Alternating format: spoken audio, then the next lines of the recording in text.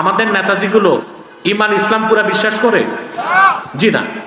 বহুত নেতা দেখছি থোতায় দাড়ি, মাথায় টুপি, নামের আগে হাজি, নামের পরে গাজী, 5 ওয়াক্ত নামাজি, ইসলামী রাষ্ট্র ব্যবস্থা বিশ্বাস করে না। তা ইসলামে তার সন্দেহ আছে না নাই? জিহাদ ফি সাবিলিল্লাহর কথা বললে বলে এই তো সন্ত্রাস। ইসলামে তার সন্দেহ আছে না নাই? কথা বলে না। তারপরে শরিয়া আইনের কথা বললে বলে এই 1500 বছর আগের পুরান আইন দিয়ে কি দেশ চলবে? সন্দেহ আছে কি না? না, ঈমান আনতে হবে, ইয়াকিন ঠিক করতে হবে, অর্থাৎ ইসলামকে সন্দেহের কোনো সুযোগ নাই।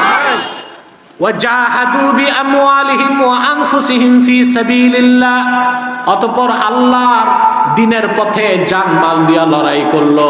আল্লাহ বলেন উলাইকা হুমুস সাদিকুন, তারাই সত্যবাদী।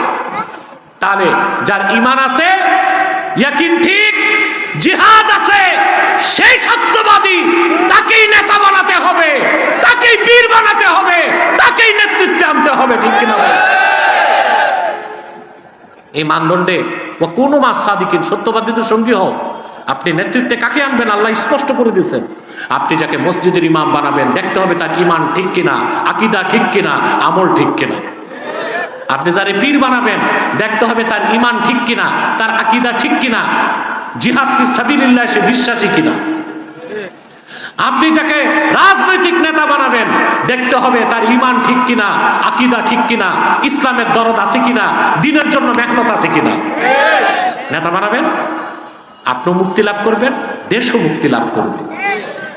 কিন্তু সত্য কথা বলতেই হয়, ইল্লা মাশাআল্লাহ কিছু বাদ দিয়া আমাদের অধিকাংশ নেতাই সাদিকিন না, কাযিবিন, কাফেরিন, মুশরিকিন, কমসে কম মুনাফিকিন। ঠিক কিনা? আমরা সত্যবাদী নেতা পাই নাই বাংলাদেশে, এটা হচ্ছে আমাদের জন্য সবচেয়ে বড় ক্রাইসিস। ঠিক কিনা বলেন? আসুন।